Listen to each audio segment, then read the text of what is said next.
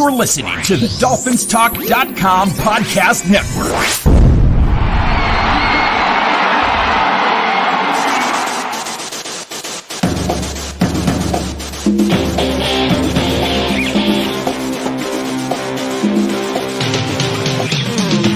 You're listening to the DolphinsTalk.com podcast, the most listened to daily Miami Dolphins podcast on the internet.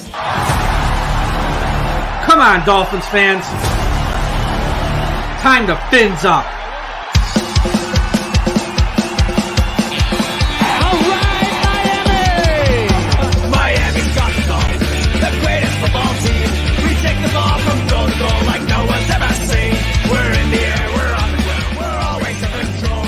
And when you say Miami, you're talking Super Bowl. 'Cause we're the Miami Dolphins. Miami Dolphins. Miami Dolphins number one. Miami Dolphins. Hello, everyone, and welcome to another episode of Dolphins Talk. My name is Marissa Marino, and today I am being joined by a very special guest who a lot of you may know from Twitter and his podcast, 3 Yards Per Carry. Please help me welcome CK. Is that what you want to go by? CK? Yeah, we'll go by that. Okay. CK, welcome to the show. How are you today? I'm doing great today. How are you doing? I'm doing good. Every time I see that intro, it's hard not to get pumped up for like football season.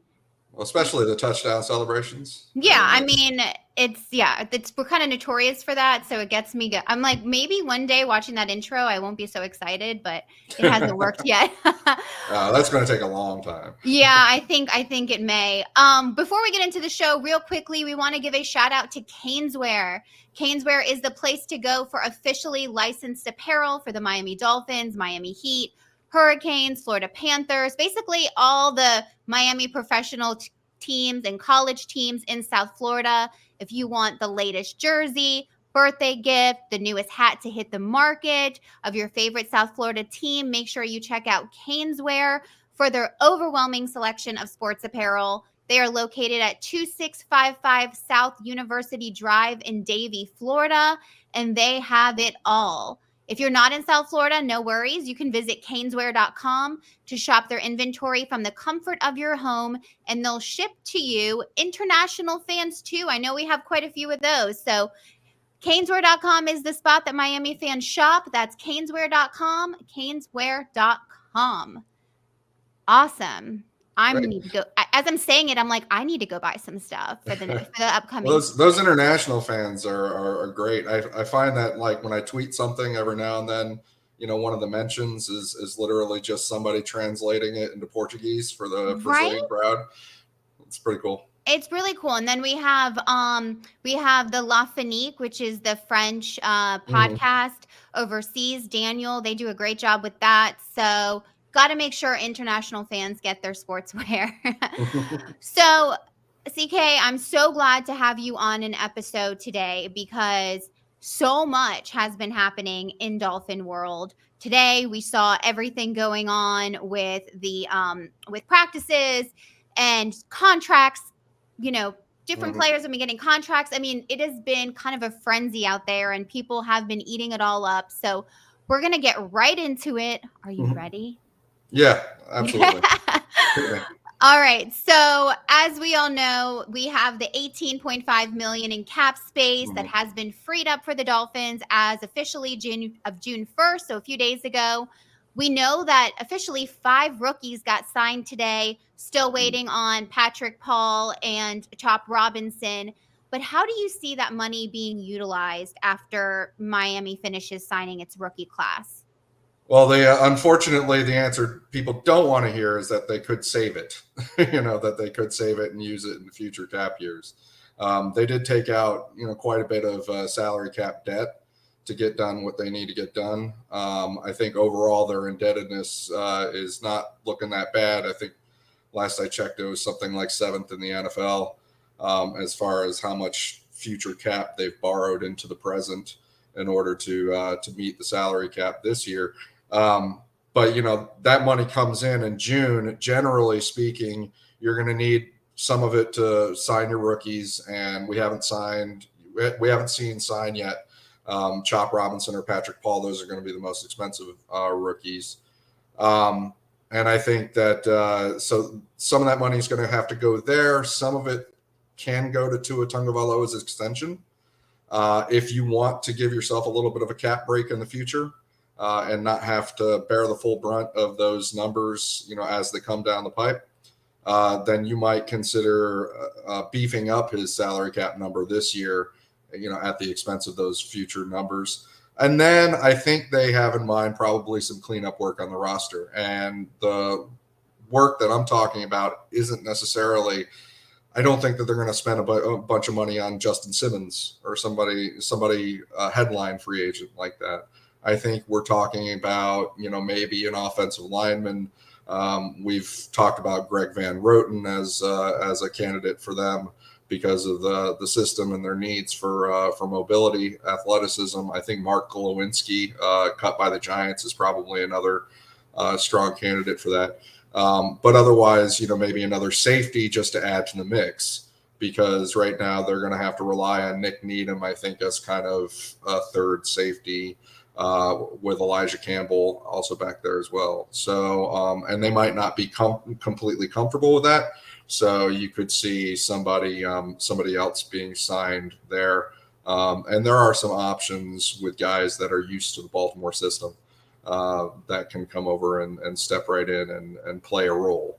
And that's what they would probably want. So, so I think that it's just going to be, I don't think it's going to be headline stuff. I think it's just clean up, a little bit of roster cleanup, and not necessarily urgent. I think that they're going to probably go through this week's mini camps and then start to assess, okay, where do we maybe see a little bit of a hole that we don't like. I don't know that, a lot of people want Calais Campbell or somebody, a defensive tackle, like a kind of a big name or a guy with a good amount of experience and high level playability. But I'm not sure that they're there because, frankly, they've got 17 defensive tackles or whatever, and I think they want to try those out. So, yeah, I mean, that's all very true. I mean, they've got we were kind of looking at it. I mean, there's also 6 defensive linemen, 1-year deals. I mean, we've got Jones, Gallimore, Harris, Tart, Mack, Nixon. I mean, it's good grief. I know a lot of people on Twitter have been calling for Justin Simmons, especially since he posted that, someone was like, would you like to come to McDaniel land? And he did the big eyes popping out. But that's not something you foresee possibly happening with them. Well, if it's sort of like with Justin Simmons and his reaction on Twitter, if I had $1, that's all I could think. Every time a guy is a free agent and some fan or media of some fan base, it doesn't really matter who, mentions, hey, we need to sign him. Those guys will tend to like the post or, maybe react to it or just kind of they do it all the time. And it's a matter of, hey, these guys are looking for a job. And so, they're just kind of declaring themselves, hey, call me, I'm out here. That doesn't necessarily translate a lot. Yeah. And I think last year, a lot of us were thinking that the Dolphins might get Jordan Poyer, for example. And Jordan Poyer was kind of making it no secret that he wants to be back in Miami. But it didn't happen. And then it happened, fast forward, it happened this year. So I don't know that I would count on that. I would be actually pretty surprised if they did sign him. It's not an unpleasant surprise. It's just, it would be a little bit of a surprise. Yeah, no, I get that. I mean, it's kind of like you saw everybody was on that Derrick Henry train and pulling up old tweets of him saying, yeah, Miami's where I want to be. And then it didn't land in Miami, obviously. So if I had $1. Right, exactly. You'd be rich. All right. Well, that's good information to know. I mean, I've seen so much of what you do of just breaking down that salary cap. Some of the stuff I read, I'm like, man, this is some next level stuff that CK is putting out there, but you're breaking it down so we can understand it, which I truly appreciate. So with some of that money and with contracts being talked about, obviously, Tua, do you think there is any chance at all that Tua does not get an extension before we start the regular season? I want to say no, but the fact of the matter is there's always going to be a chance, particularly when the general manager is Chris Grier. Yeah. And the reason I say that, and that's not anything, I'm not denigrating Chris Grier in any way. I just know that, the way he goes about his business is he will have a valuation. He will have a price tag on everything. That goes for draft picks. That goes for trade targets. That goes for guys on his own roster that another team might trade for. It goes for, his free agents. And if you're demanding more than that price tag, he's going to stick to his guns. And that's sort of in his history. I think of him as a very middle of the road general manager. And I'm not saying that middle of the road as in he's not good as a general manager. I mean, he sticks to the middle. He doesn't really go very outlandish in the way that he goes about his business. And that includes, unfortunately for some players when they want their extensions, that includes those extensions, that includes the contract values. There's every reason to think that it's going to get done. But at the same time, if it doesn't, it's just going to be because the difference between, as Tua said something today along the lines of, the market is the market. Yeah, I saw that. He's right. The market is the market. It's not just up to an organization all on their own to decide, what they're going to pay a guy. They have to pay attention to market values. And so if there's a difference between what Tua and his agent sense the market to be versus, what Chris Grier has in his valuations and his financial planning, then that's a problem. That means that they might not meet on that extension. I happen to think that it will happen. So, okay. But yeah, I think that right now we're just kind of waiting a little bit. I noticed that Tua did not sound necessarily upset that it hasn't been done yet. Right. But he did kind of allude today at the mini camp during his press availability. He did kind of allude to he has trouble taking personal and business and separating them and being, like two different people. Personal and business are kind of the same for him. And what that kind of is a veiled threat that, hey, a happy player might not necessarily be a great player, or an unhappy player, I should say, might not necessarily be a great player. If he's forced to play this year on what he has going already, you could see business decisions being made on the field. We saw it with Lamar Jackson when the Ravens forced him to play on a 1-year basis before they gave him his extension. He didn't even play in the playoffs. And there were some people that really questioned that and thought that he could have played on his injury. He could have really pushed it. But then there were other people that really went to bat for him and said, listen, why should he risk that? Why should he risk his career in that regard? And especially, why should he do it when the team hasn't really given him that investment? And with the Tua Tagovailoa and his injury history, that's a danger. And I know the Dolphins have that in mind. I don't think the Dolphins want him to play this year as sort of a lame duck year. And knowing that he could go elsewhere, in the future, and that he doesn't think that his team wants him. And Tua, we've seen, can be very affected by his perceptions of whether he's supported and whether his team wants him. And we saw that under previous head coaching with Brian Flores versus what we saw immediately with Mike McDaniel, which was a very different player. Yeah, you bring up a great point with that. And it kind of too makes me think, you talk about the player versus the business and what that looks like. You don't really see things kind of like back in the Brady eras when he was taken, he was not the highest paid quarterback out there, but it allowed money for the team and things like that. I feel like that's just kind of gone away. And, how do you think that shift kind of happened? You just don't see that much anymore, that it's all for the team and not just for the player. Yeah. Sometimes the cynical part of me is going to say that a lot of those deals that are a little bit below market, a little bit, home team discount Yeah. are sometimes probably supplemented in very indirect ways that might evade the salary cap police, the NFL front office, and looking at, and we're talking about whether it's endorsements or having to do with being in a city. I mean, the NBA is pretty much, I think, rife with a lot of that, as far as, kind of you're getting taken care of in other ways because you happen to be in a city that you want to be in and stuff like that. Maybe you're not seeing that as much now, but I think one way that you are seeing it a little bit still is that the quarterback is still going to be your primary credit card when it comes to rolling your cap debt, every year, because every you have a certain amount of debt that you've taken out against his future salary caps, and you never really want to pay that back. You just want to kind of roll it, right? And so your mechanisms for rolling that are whoever you owe a lot of money to this year. Usually that's the quarterback, right? I mean, the quarterback is going to be paid upwards of $50+ million when Tua's extension comes out.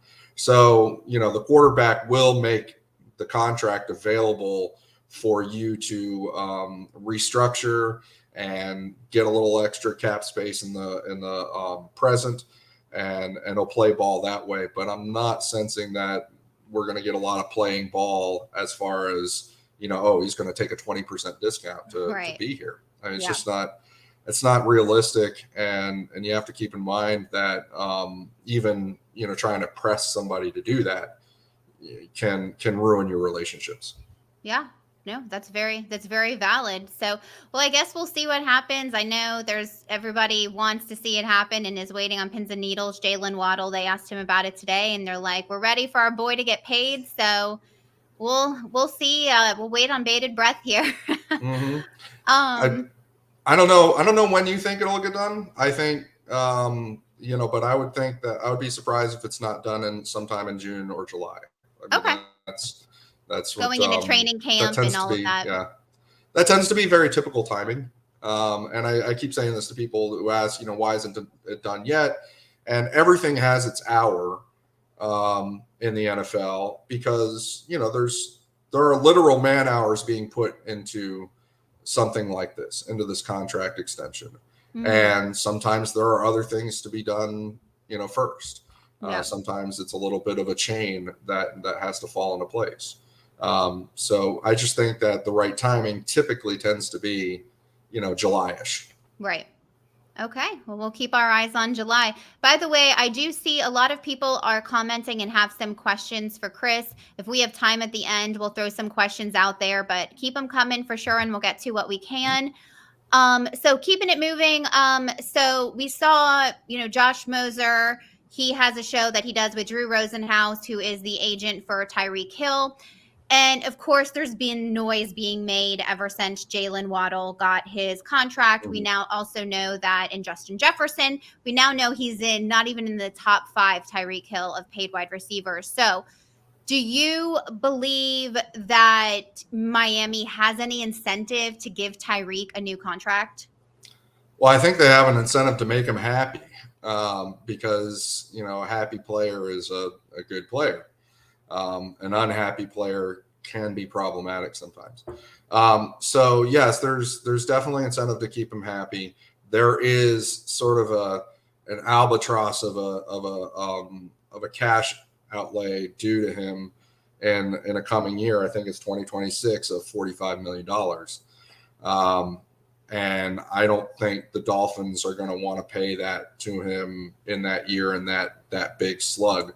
So there's a natural, you build something like that into the contract in the first place, knowing that what it means is you're going to get it addressed. You're going to get the contract addressed and extended in some way. I think the Dolphins are I'm leaning toward the Dolphins are actually going to do something with him.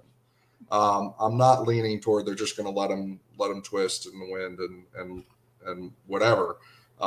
He's been a remarkable catalyst for the Dolphins since he arrived in 2022.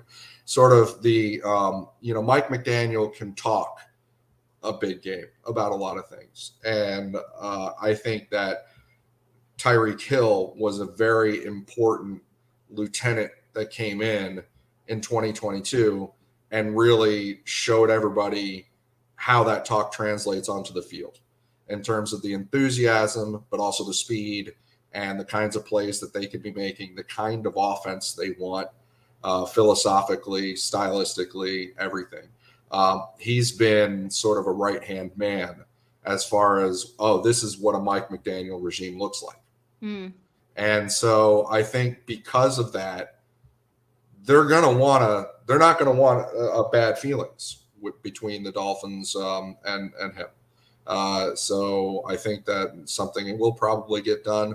They are going to chirp about it, but I think at the same time, they have some other things to do. They definitely had this Jaylen Waddle extension to get through. And they definitely have Tua's extension to get through. And you could feel kind of comfortable about both of them because you've seen them in this offense. So I think that once Tua's extension is done, then they might be able to tackle Tyreek's extension a little more sincerely. Whereas the defensive players, unfortunately, for guys like Javon Holland and Jalen Phillips, they might have some things to show first because this is a new defense. So you're not going to want to just give loads and loads of money to a player before you even see them in the brand new defense. And Jalen Phillips also has the added, layer of recovering from the Achilles. Yeah, and I have some stuff to talk to you about that here in a little bit for sure. Keeping in line with this, though, do you think that Miami can afford to have Tyreek and Waddle under big money deals, tying up salary cap space at one position without hurting the other positions we have in this team? Yeah, I think that they can. I know that it's a lot of people regard it to be too much of a luxury. If you're going to have the $50 million quarterback, then you shouldn't need to spend on those skill position players. I think that the Dolphins offense is uniquely set up. And I say that because I don't think they invest heavily in the offensive line. I think they invest heavily in the quarterback and the skill position players in order to make the offense go. And this is part of, the issue that some of us might take whenever Tua is, I guess, sort of portrayed as a middle of the road quarterback or a mediocre quarterback. For this offense, topically, they use speed and the manipulation of the timing of the offense and misdirection and conflict in order to make up for really what is kind of sub-mediocre investment in the offensive line. They're trying to underinvest in that offensive line. They're trying to, pinch pennies and not spend as much money there because they think they can schematically account for that. They can create a sixth offensive lineman effect through misdirection or through conflict, by kind of reverse engineering what a defense's key reads are and creating a conflict that they can't handle. So they think, and with Tua, especially the quarterback, who is kind of a specialized player in terms of what he, all the way back in college at Alabama, his specialties, what's in his DNA naturally, has always been timing manipulation and misdirection. And it's not just misdirection. It's not just looking with his eyes. That's kind of the basic stuff. He misdirects with his shoulders, with his feet, with every part of him in his choreography. And so he's just naturally built for that. And he's also naturally built to make decisions very quick and get the ball out very quick. And that all fits perfectly with the offense and the skill position players being this good and this fast. And it also helps them to make up for all that, money that they're spending everywhere, make for it by not spending as much on the offensive line. Yeah, and I think I agree with what you're saying. I think for me, part of the issue is, I mean, there's been conversation for so many years about Tua's health. Well, then putting in the money to protect Tua, I get the guy can get the ball out in 2.3 seconds, and I get a lot of the offense is based on this timing. But, for example, I mean, Chris Grier hasn't done much to the O-line this offseason. I mean, Robert Hunt gone, Connor Williams swapped out for Aaron Brewer. I mean, do you see this offensive line with what has happened being the same as last year? Any concerns with this group heading into next season? I don't feel comfortable as a fan saying, "Oh yeah, I feel like our line is solid and ready to protect Tua at the front at this moment." Yeah, I think that's an excellent point. I think that it's a criticism to raise about their philosophies and the general way that they operate. We know what they're thinking. We know what they're doing. They are underinvesting a little bit in an offensive line, particularly from a salary cap standpoint. And then over allocating towards some other things like Tua Tagovailoa when he gets his extension, but as well, Jaylen, Waddle, and Tyreek Hill. We know what they're doing, but we haven't seen proof that it works. Right. Yeah. And that's what I think a lot of people will criticize, and fairly criticize, because we haven't seen it yet. They have not won a playoff game yet. Both years, it seems like they kind of limped into the playoff, literally and figuratively. But, and so we haven't seen it work yet. We're going to be able to question that. We're going to be able to have those moments where we're like, please just get the offensive line in order, versus a Chris Grier at his press conference saying, you guys are a little more worried than we are about it. So I think that's fair. I think that you're right to bring that up. I think that Mike McDaniel and the architects of their entire approach in Miami would have to acknowledge that viewpoint and say, that until we prove it, then it's not proven.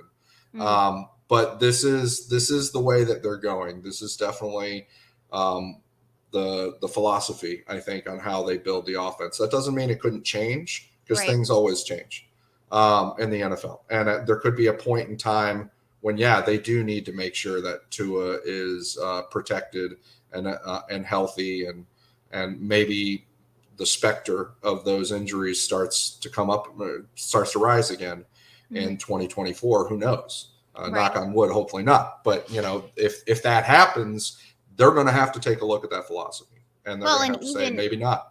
And even what would it look like if Tua had an extra 0.2 seconds in the pocket? I mean, that can be such a difference maker, in his ability to extend the play, to read his men, what's going on. So, for me, that's where I think I get heated about it, because that's where my passion is. It's like something I want to see that it was, last year, obviously we were decimated with injuries, of course, but I was hoping it would be kind of attacked this year. But I haven't seen that yet. So, but to your point, decimated by injuries because of the underinvestment, in some ways, underinvesting, at the left tackle position with Teron Armstead, who isn't really paid that much, to be honest.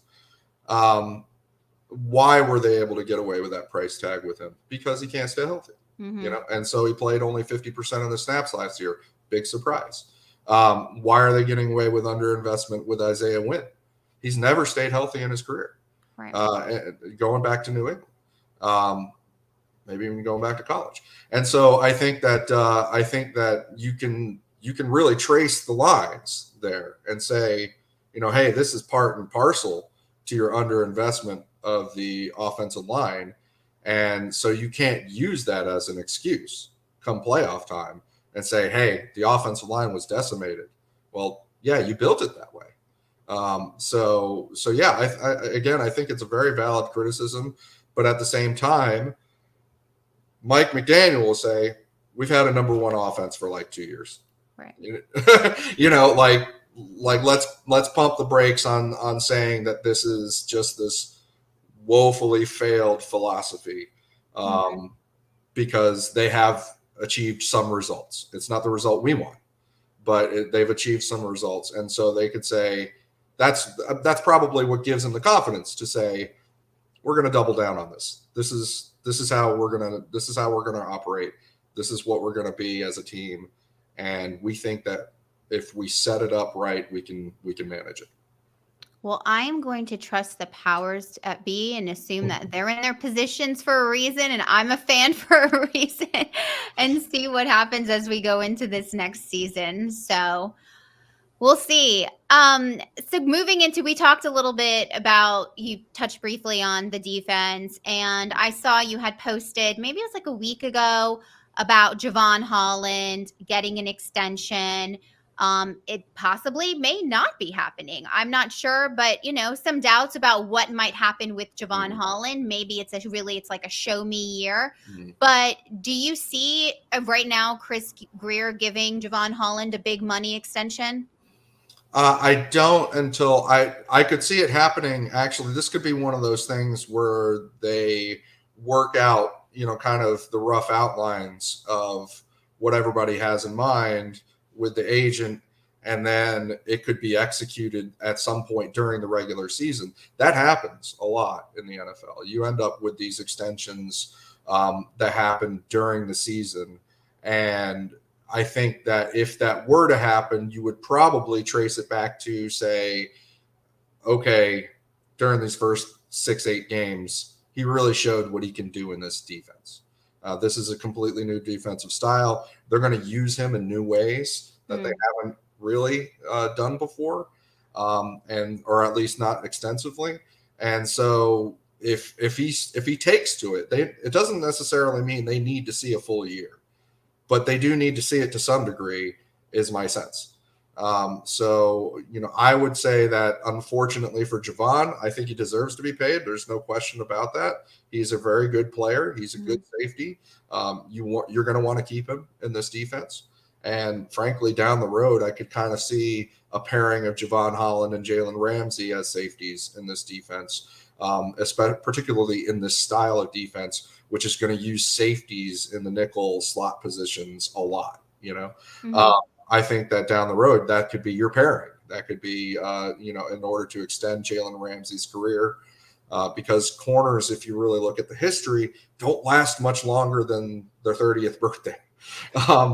It is a fact of life in the NFL. Yeah. It's almost as bad as the running backs group. Running backs now, 27 is the new 30. But I think that corners don't last too long beyond that mark unless you start to move them more to safety positions. And I think that Jaylen Ramsey, phenomenal player for the Dolphins, everybody wants to see him here for a long time.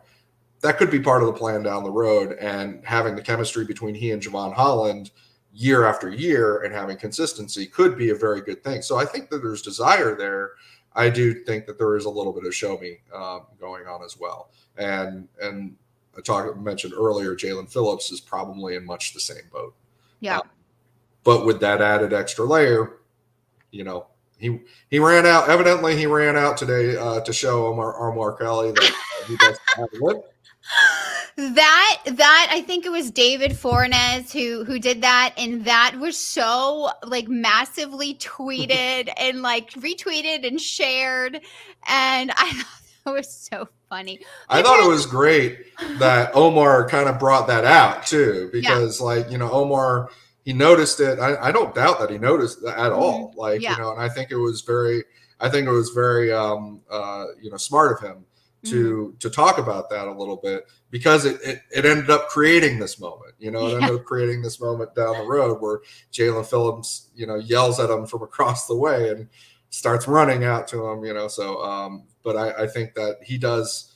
I think things look good for him. Yeah. By the way, but he's got something to prove as well. Yeah, he definitely does. But yeah, that was great. That made me smile today. Twitter doesn't always make me smile because there's a lot of craziness that goes on, but that one definitely did. So keeping in line with the defense, as we know, Christian Wilkins was a big loss to this team. He's now with the Raiders. That's the game I'm going to be going to, actually, Dolphins Raiders. Nice. I'm excited to get down there to Florida. But do you think that Chris Grier, the Dolphins, should have done more to try and replace Christian Wilkins this offseason? I don't necessarily believe so, and Okay. I know that other people. I know that other people are going to take issue with that, and that's fine. I think that in this style of defense, and if you look at Anthony Weaver's history, even going back to Houston, yeah, there might already be a DL1, right? And the Dolphins have one in Zach Sealer. He's well paid for a reason. He's probably underpaid, frankly. And so, do you need a bought off the shelf DL2? Mm-hmm. Do you need to drive a new one off the lot? That's that sort of thing. I'm not sure in this defense that's appropriate, considering Baltimore has always done sort of a 5-man rotation, a very active 5-man rotation. It's not like some of the other defenses. It's certainly not like Vic Fangio's defense, right? Vic Fangio would over rely on those guys. These are my talented guys, so I need them to be on the field. This is not that. They're going to rotate them so much more in order to keep them fresh. And the downside of that is, okay, I'm paying a guy that's, a tremendous amount of money to take 50% of the snaps. And that's, that doesn't compute very well, I think, for some, in front offices and when it comes to allocations of money. So I think it was okay to not necessarily buy one off the shelf to replace Christian Wilkins. I think that you can't find a Justin Madubuike in the 3rd round unless you give a Justin Madubuike from the 3rd round a chance. I think that you can't find DJ Reader. I think he was drafted in the 5th round. I think that Michael Pierce, who is the other defensive lineman, a really strong defensive lineman for the Baltimore Ravens, he was undrafted. You can't find these guys if you're just constantly putting somebody ahead of them straight off the shelf. Right. And so I think that this is going to be the thing that also strikes me, and I don't know how you feel about it looking at the different players on the defensive line, but the thing that stands out to me is they're all so different. They're all so different, which kind of speaks to the philosophy itself, which is, horses for courses, as my co-host Simon would say. I think that depending on what you're seeing from the opposing offense, what the game plan is, you're going to see a little bit different, method with the rotation of the defensive linemen, a little different situations that they're in. Some of them are good, like Jonathan Harris is really good in being put out kind of like a 5 technique over the tackle. He can also play a lot of 3 technique, B gap, but not necessarily A gap guy. Benito Jones and Tier Tart are guys that you can put in the A gap, that you can put in closer to the center, and they'll be out a little heavy. I think some other guys, like if you're facing an outside zone and your guy has to keep chasing to the sidelines, you don't want Tier Tart out there. He doesn't have much of a motor at all. But you do want Neville Gallimore out there because he runs like a 4.7 at his size. And when you look up on the field and you look at his tape, he really is blazing everywhere. So he can chase out to the sidelines. Jonathan Harris can chase out to the sidelines. Of course, we know what Zach Sealer can do. But if guys are going to go downhill, though, then you're going to lean more on Benito Jones, more on Tier Tart. And so I think that they've set it up with a purpose and a vision, or it looks like to me. Yeah. And so they should probably stick to that vision until it's clear it's not working. At which point, call up Calais Campbell. That for a couple of these things, we're gonna, go with that until we see it's not working.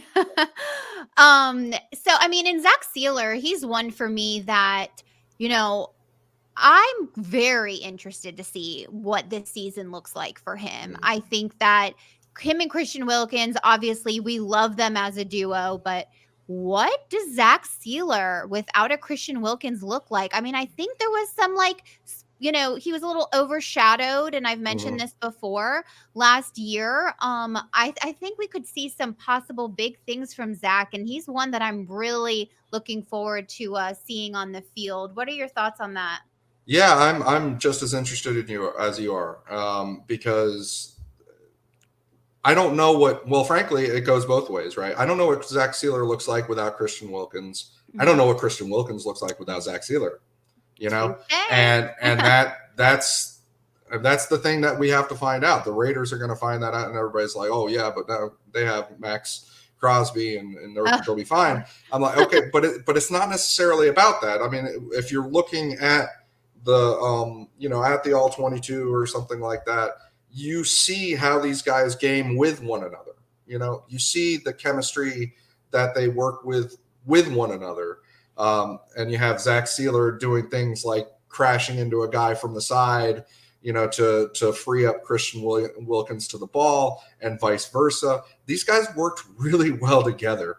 And if there's one criticism to levy toward them about not keeping Christian Wilkins, it's, man, I don't like breaking up that duo, because they were so good together, and they might have been better as a duo than the sum of their parts, Right. And that's what we have to see this year. Of course, I think Zach Sealer is a very talented player, regardless of Christian Wilkins. And there will be other guys on the defensive line that know how to stunt, know how to run games and twists and slants and things like that. Hopefully they're coaching. I mean, who am I to say anything about their coaching? Their defensive line coach, Austin Clark, is very well regarded. So I think there's some hope there. But man, it's going to be interesting to find out, what he looks like without Christian Wilkins. I don't think necessarily he was overshadowed, and I don't think Christian Wilkins was certainly not overshadowed. But man, they worked well together, and they might have. I'm a little worried that they were more than the sum of their parts when they were together, and now that they're split, there could be something else. But that said, Zach Sealer's contract is still pretty amazing. So, well, for how much the Raiders are paying Christian Wilkins, I bet they are hoping that is not the case. Yes. That he is just as good individually as he was with Sealer. So now we talk about, defensive coaches. We've now gone from Vic Fangio to Anthony Weaver. What are your initial thoughts? I mean, I know we're just getting into this. I'm sure of course you've had sample sizes to take from his, previous experience, but what are your thoughts on him coming into this system and what that looks like? We all know fans especially have called for, last year with Vic Fangio, Cam Smith, what's going on with him? Why isn't he seeing some play time? Nick Needham, different players, Jaylen Ramsey, why is he not staying, on coverage on this man? So what are your thoughts on him? It's actually very interesting because, you mentioned Jaylen Ramsey and it's sort of like, when you hire a new coach, but you're keeping your quarterback.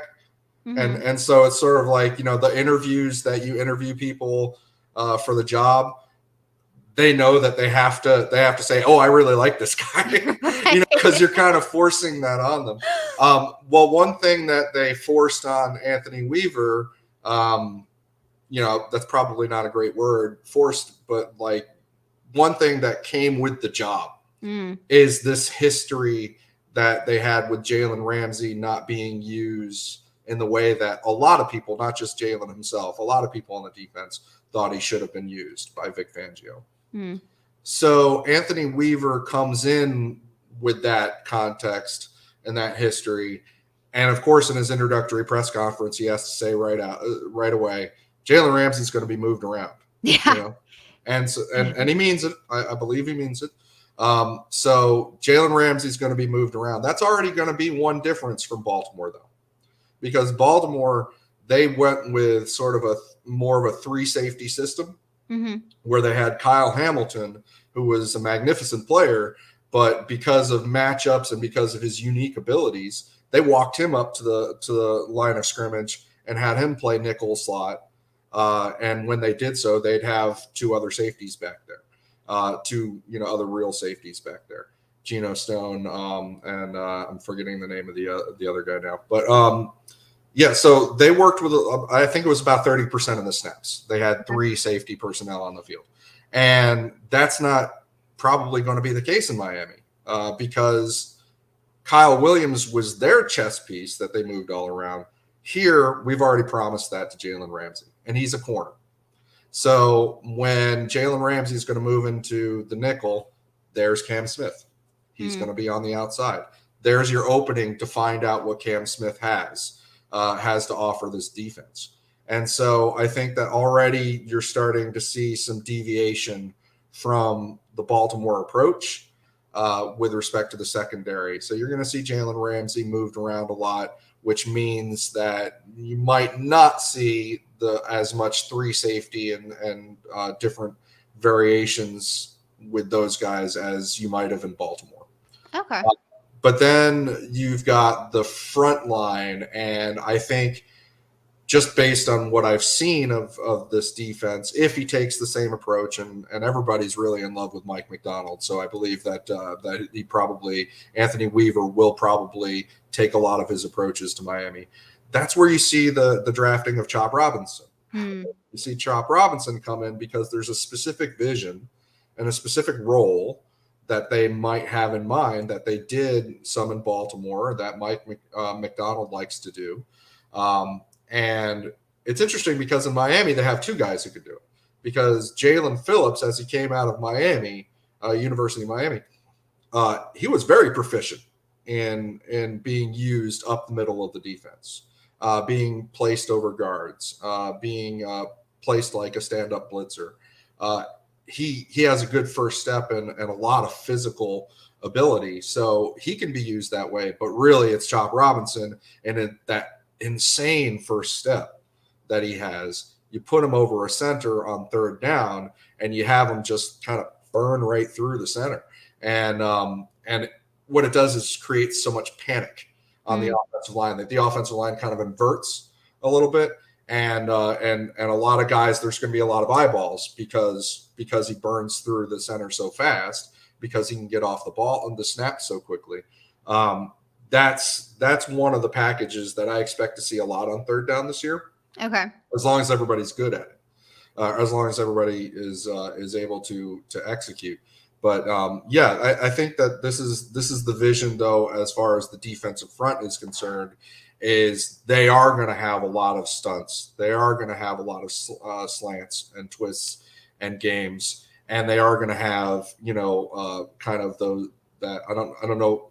In the long past, I remember it being called a monster man position that Jason Taylor has played for the Dolphins in the past. But they are going to have one of their main edges come up and threaten that center, threaten that A gap consistently when they get into passing downs. And that's otherwise the other hallmark of this defense, aside from walking safeties up to the line of scrimmage and being used as nickel slots, is something they want to do naturally. So they'll do that even when they're not using 3 safety personnel. But aside from that, the linebackers get a lot of depth. They want those linebackers, Jordan Brooks and David Long. They want those guys to be comfortable running around and comfortable playing when they're out of position, when they're a little bit further deep, a little bit deeper down the field. They want those guys to be comfortable and be able to play well. And in Baltimore, they had the luxury of having Roquan Smith and Patrick Queen, which is obviously a very good pairing. So a lot to live up to for Jordan Brooks and David Long to try and reproduce a little what those guys can do. See, guys, this is why we brought Chris CK in, because he can just break it down for you so good. That was great. Thank you so much for that. I mean, the people are really commenting, and I think we're getting some good stuff here, so we appreciate that. I'm going to ask one more question, and then I'm going to, if anybody wants to throw in some questions into the chat, I'm going to cut out my questions down a little bit so that you guys, the fans, can ask some questions. So if you have them, throw your question in the chat and I'll get to it. One last question for you. Mike McDaniel heading into year 3 as the head coach of this team. A lot of talk.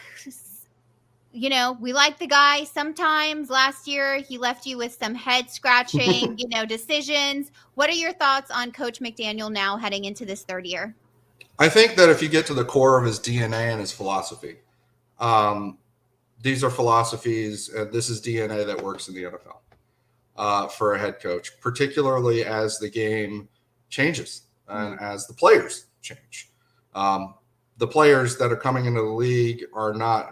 This is not judgment in any way. They are different than the players that came in 30 years ago. And I think that Mike McDaniel, at his core, in terms of how he treats the players and how he runs his team and his practices, I think this is still, a home run for the Miami Dolphins as far as a head coach is concerned. I do expect him to be the head coach for a while. They clearly have philosophies that could change. We mentioned before, offensively, this underpay the offensive line, underinvest the offensive line. Is that really going to work? You got to prove that's going to work. Well, they might change that up. That doesn't mean they have the wrong guy. His philosophies are in how he treats and respects the players and the coaches that he wants to surround himself with. And this is why it wasn't always a great match with Vic Fangio in that respect, because Vic Fangio is very old school in the way that he treats the players. And Mike McDaniel's entire thesis behind wanting to be a coach is about treating players a certain way and being teachers and not being their bosses, being more like, the guy that helps them be the best that they could be during the very limited time that they have in this league to try and make a difference. And so I think that he found one in Anthony Weaver, who really in his makeup at his core is very similar. So that's a good pairing just in terms of their styles.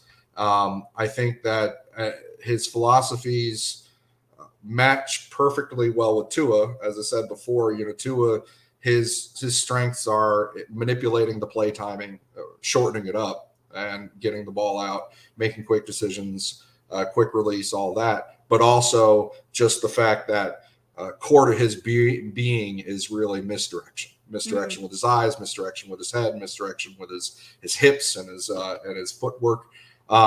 All of that works really well with Mike McDaniel because that's what he wants to do. He thinks he can out-scheme people by creating conflict, misdirection, and shortening up the timing by thinking a little bit outside the box about how everybody needs to line up and what they need to do before the snap.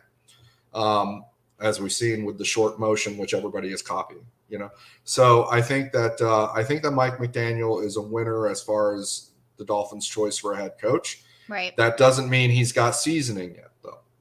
And so, as he goes along, I'm sure even he will tell everybody that, he's learning things and he's always trying to improve and he's going to get more seasoning. But I think that they started off right. And I think that that this is going to be his team for probably. I can't help but think, I love that when you say seasoning, I can't help but think of like that meme when people are like, oh, salty, and you throw the salt. I'm thinking like, oh, seasoning, like, just like dusting it over McDaniel. All right. I know we got to, Chris is on a time crunch because he's been with us already for almost an hour. So I'm going to throw some quick questions in here and see what we can get to. So the first one, Duke Tomlinson wants to know, should Mike McDaniel give up the play calling? I think he should consider it, especially if the organization, and I mean the huddle organization, getting the personnel grouping in, getting the play call in, getting the huddle organized, getting up to the line of scrimmage, executing all your choreography. We've seen for 2 years now some problems with that, some problems with getting the snap off, as the ball hits the 0-second mark or sometimes delay of game. It was a major impediment to having Skylar Thompson be able to actually execute in that playoff game against Buffalo, a playoff game we could have won, Yeah. And yet, there was clearly something that was too tough for him to handle. And at some point, you got to ask, are we as coaches, or are they as coaches not setting up their players for, maximum success that way? But I think that they're still making kind of cuts around the edges to try and neaten that up. And I think that actually Odell Beckham figures into that, because if you've got a 3 wide receiver unit that is as versatile as the 3 of them are, with all of them having the ability to work the slot, all of them having the ability to work the outsides, all of them being able to be in different scenarios or situations from a third down standpoint or first, second down, then you're going back to what Sean McVay went to the Super Bowl with, when he had those 3 wide receivers that stayed on the field at all times together, and they had the ability to cut down on your personnel shifting. Like, you're not shuttling groups in and on and off the field all the time. That'll help you with your organization. That'll help you with your huddling. So if that issue is not resolved this year, he's going to have to take a hard look at himself and whether he should be the one continuing to call the plays. And that's probably something that they've already talked about much. I think he admitted it. I think he flat out admitted that for now he's keeping the play calling, because he wants to see this out, but he left the window open, and that I think is something to watch out for. Awesome. Well, we have a ton of questions. We're only going to get to one more. And CK, since you can't see them, I'm just going to let you pick. We've got a mystery trade question, or we have a Aaron Brewer question. So which would you be interested in? Which one do you want to see? Aaron Brewer or a trade question? Let's go with Aaron Brewer. And if we got a little bit of time, I can hit the trade question. All right. CK, what is your vision of Aaron Brewer? He's very athletic with the pulling on the outside zone. Mm-hmm. I think that he's probably the most athletic center in the business right now, and he's the most explosive, the most maneuverable, mobile center in the NFL probably. And I think that so when they went for it, they really went for it. When I talk about like doubling down on the vision, Aaron Brewer is doubling down on the vision. Because what did the Tennessee Titans complain about with him? His pass protection. That's why they went with Lloyd Cushenberry. They consider that to be an upgrade for what they need. And so it's definitely a one man's trash is another man's treasure situation. But I think that they're doubling down on their vision. This time next year, if you consider how quickly Tua gets the ball off, and how well Mike McDaniel and the offensive line coach manage their scheme to make up for blocking, mismatches. Mm-hmm. If you consider those two things, and then you also consider how much they like to do wide zone and how explosive the backs are with now it's not even just Devon Achane and Raheem Mostert. Now you're talking about Jaylen Wright with how explosive he is. You put those together, this time next year, Aaron Brewer is probably going to be considered, particularly by the eggheads. Mm-hmm. And we know who like the egghead types are that are on Twitter and, as far as analytics and stuff like that, particularly by the eggheads, he's going to be considered a top 5 center in the NFL next year. And that's why I think they signed him to a 3-year contract and not a 2-year contract. 2 years was what they gave Connor Williams when he came over from Dallas. And that's kind of like a standard contract in the NFL nowadays. It's kind of like a 2-year contract, if not just a 1-year deal. 3 years used to be a long-term contract, used to be 5 years, 7 years even. Now 3 years is the long-term deal. Well, they gave him a 3-year deal, and that's significant. And not enough people, I think, are giving as much significance to that length of contract as I think they probably should. I mean, music to my ears. I'm here for it. I mean, I've watched some of his tape, and his ability to open up some of those run gaps is really awesome. And so I'm definitely excited to see what he brings to the table. This has been fantastic. Sorry to everybody else. I mean, there's like 10 questions in here. We can't get to you guys, but hopefully we'll have CK on again. Plus, CK, why don't you tell everybody how they can find you, what you got going on? When does the podcast gear up again? Well, I thought you'd never ask. We are of course 3 yards per carry. I do that with Simon Clancy and with Alfredo Arteaga. We are on break right now, just like a lot of the Dolphins, front office people are on break. They're on vacation, but we'll be back in a few weeks. And in the meantime, Alf does a great job. He's continuing to pump out content. Right. So you can still find us on all your 3 yards per carry feeds, wherever you follow our podcast. You're going to see stuff that's being put out there by Alf with other guest hosts. And particularly, we base ourselves out of our Discord server. And the Discord server is discord.gg/onlyfins. And you can sign up for $3 a month. That gets you access to. Wait, did you just say OnlyFins? Yeah, that's mine. I'm taking 100% of the credit. Okay. Yes, I like it. I mean, you're gonna remember that for sure. But so you can sign up on there. It's only $3 a month to see all the channels. We've got over 1,000 people subscribing and chatting with each other at all times of the day, and ends up being a really unique community, I think.